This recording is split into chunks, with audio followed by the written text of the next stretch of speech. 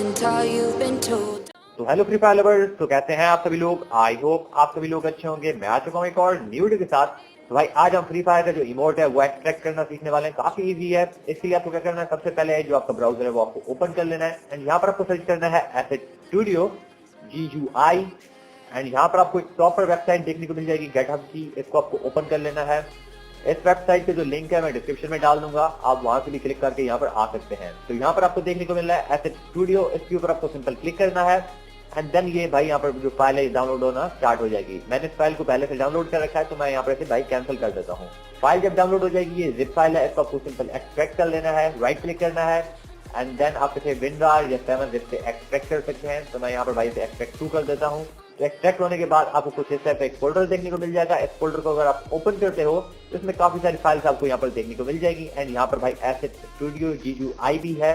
तो यहाँ पर भाई अब आपको जरूरत पड़ेगी आपकी जो फ्री फायर की OBB फाइल है उसकी। अगर आपने मोबाइल में इंस्टॉल कर रखी है फ्री फायर तो वहां से भी आप इसे इजीली कॉपी कर सकते हैं एंड अगर आपने PC में इंस्टॉल कर रखी है तो ये जो OBB फाइल है आपको अपने PC में भी देखने को मिल जाएगी। काफी इजी है इसे ढूंढना। अगर आपने मोबाइल में इंस्टॉल कर रखी है तो आपको क्या करना है, अपने मोबाइल को कनेक्ट करना है अपने PC के साथ। आपको एंड्रॉइड वाले फोल्डर में चले जाना है, देन वहां पर आपको एक फोल्डर देखने को मिल जाएगा डेटा एंड एक और फोल्डर होगा OBB का। तो वहां पर आपको OBB का फोल्डर ओपन कर लेना है एंड वहां पर आपको एक फोल्डर देखने को मिल जाएगा फ्री फायर का एंड इसको अगर आप ओपन करते हो तो इसमें यहाँ पर आपको एक फाइल देखने को मिल रही है जिसका नाम है मेन एंड लास्ट में जो फाइल फॉर्मेट है वो OBB है। तो इसको आपको सिंपली कॉपी करके अपने डेस्कटॉप पर पेस्ट कर देना है। अब इस फाइल को भाई एक्सट्रैक्ट करना है। एक्सट्रैक्ट करने के लिए आपको क्या करना है, रीनेम करना पड़ेगा। राइट क्लिक करें, रीनेम। तो यहाँ पर OBB की जगह पर आपको यहाँ पर डाल देना है भाई जिप एंड देन इंटर कर दें एंड यस के ऊपर आपको सिंपल क्लिक कर देना है। देन यहाँ पर इसके ऊपर आपको राइट क्लिक करना है एंड एक्सट्रैक्ट हियर के ऊपर आपको सिंपल क्लिक कर देना है। ये आपके 10-15 मिनट टाइम ले लेगा, आपको सिंपल वेट करना है। जब फाइल एक्सट्रैक्ट हो जाएगी तो हम भाई देखते हैं हमें आगे क्या करना है। तो यहाँ पर भाई जो हमारा फ्री फायर की फाइल है ये एक्सट्रैक्ट हो चुकी है। मैं आपको ओपन करके दिखा देता हूँ। तो यहाँ पर आप देख सकते हो, यहाँ पर मैं डेटा फोल्डर को आपको एक बार ओपन करके दिखा देता हूँ। तो यहाँ पर आप देख सकते हैं काफी सारी फाइल्स आपको देखने को मिल रही है। अब आपको क्या करना है, जो एसेट स्टूडियो है उसको ओपन कर लेना है सिंपली। मैं यहाँ पर ओपन कर लेता हूँ। रन एज एडमिनिस्ट्रेटर के ऊपर आप सिंपल क्लिक कर सकते हैं एंड देन आपका जो एसेट स्टूडियो वो स्टार्ट हो जाएगा।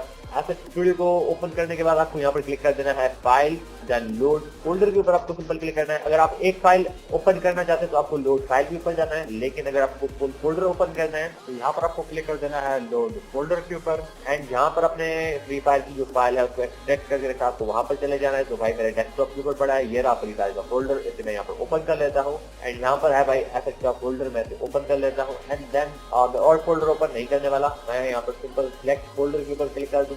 तो यहाँ पर भाई ये फाइल को ओपन करना स्टार्ट कर देगा एंड ये टाइम ले लेगा 10-15 मिनट, आधा घंटा या 1 घंटा भी ले सकता है एंड आपको वेट कर लेना है। अगर आपको कोई एरर आता है तो कमेंट कर देना, उसके ऊपर भी भाई मैं ट्यूटोरियल बना दूंगा एंड आई होप कि कोई आपको एरर नहीं आएगा। एंड अगर आप एसेट स्टूडियो को विंडोज 7 में यूज करते हो तो हाँ, विंडोज 7 में आपको काफी सारे एरर देखने को मिलते हैं, लेकिन विंडोज 10 में आपको इतने ज्यादा एरर देखने को नहीं मिलेंगे। तो यहाँ पर आप देख सकते हैं भाई जो हमारा एसेट स्टूडियो है अपना काम कंप्लीट कर लिया है। अब हमें क्या करना है वो मैं आपको बता देता हूँ।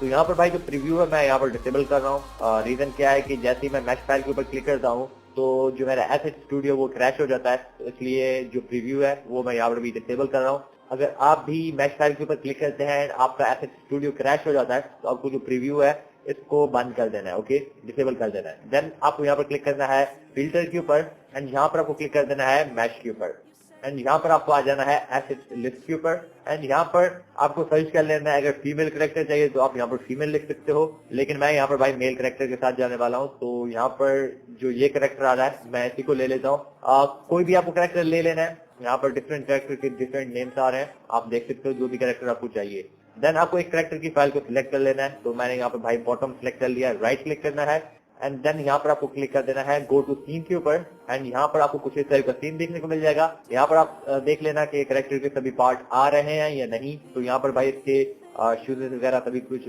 आ रहा है। तो आपको क्या करना है, जो ये टॉप वाली फाइल है इसके ऊपर क्लिक कर देना है एंड मेक श्योर कि सभी फाइल्स आपकी जो है ये सिलेक्टेड होनी चाहिए। देन आपको फिर से आ जाना है एसेट लिस्ट में एंड यहाँ पर आपको फिर से क्लिक करना है फिल्टर के ऊपर एंड यहाँ पर जो मैश है इसको अनचेक कर देना है। यहाँ पर सभी फाइल रिमूव हो जाएंगी। देन आपको इसके ऊपर फिर से क्लिक करना है एंड देन यहाँ पर आपको क्लिक कर देना है एनिमेशन क्लिप के ऊपर एंड यहाँ पर आपको जो भी इमोट चाहिए वो आपको यहाँ पर सर्च कर लेना है।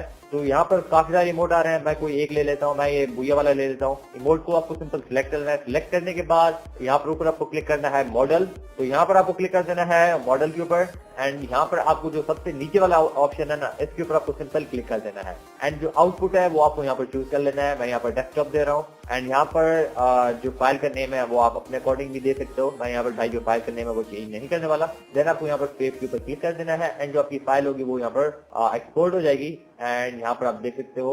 मैं आपको एक बार डेस्कटॉप पर जाकर दिखा देता हूँ। तो यहाँ पर आप देख सकते हो FBX फाइल आ गई है एंड जो टेक्सचर है वो इसी में आ जाएगा। अगर टेक्सचर नहीं आता तो आपको टेक्सचर देख लेना है। यहाँ पर जो प्रीव्यू है वो एनेबल कर देना है। आपको यहाँ पर सर्च कर लेना है एंड देख लेना है जो भी आपका टेक्सचर है करेक्टर का वो आपको यहाँ पर सर्च कर लेना है करेक्टर का नेम देकर एंड उस करेक्टर का आपको जो टेक्सचर है वो देखने को मिल जाएगा।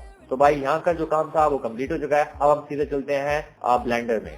तो यहाँ पर भाई मैंने ब्लेंडर को ओपन कर लिया एंड जो करेक्टर है वो भी मैंने यहाँ पर इंपोर्ट कर लिया है। जब करेक्टर इंपोर्ट करोगे तो यहाँ पर ये काफी छोटा सा आएगा। आपको क्या करना है, यहाँ पर प्रेस करना है F एंड 100 प्रेस कर दें तो ये करेक्टर काफी सही बड़ा हो जाएगा एंड आपको कुछ इस टाइप का देखने को मिल जाएगा। तो यहाँ पर आप देख सकते हैं जो भाई हमारा करेक्टर है ये टेढ़ा मेढ़ा है, इसे हमें फिक्स करना है। तो इसे फिक्स करने के लिए आपको क्या करना है वो मैं आपको बता देता हूँ। तो सबसे पहले आपको क्या करना है, जो करेक्टर है कि कोई भी एक बोन आप सिलेक्ट कर सकते हैं। मैं यहाँ पर कोई एक बोन सिलेक्ट कर लेता हूँ। सिलेक्ट करने के बाद आपको यहाँ पर क्लिक कर देना है ऑब्जेक्ट डेटा प्रॉपर्टीज पर एंड यहाँ पर आपको एक ऑप्शन देखने को मिल रहा है रेस्ट पोज का। इसके ऊपर आपको सिंपल क्लिक कर देना है एंड जो आपका करेक्टर होगा कुछ इस टाइप का आपको देखने को मिल जाएगा। एंड जो ये लाइन्स आ रही हैं इनको आप सिलेक्ट करें, एच प्रेस कर दें, ये हाइड हो जाएंगी, इन्हें डिलीट नहीं करना। मे बी आपको कुछ प्रॉब्लम हो सकती है तो इन्हें डिलीट मत करना।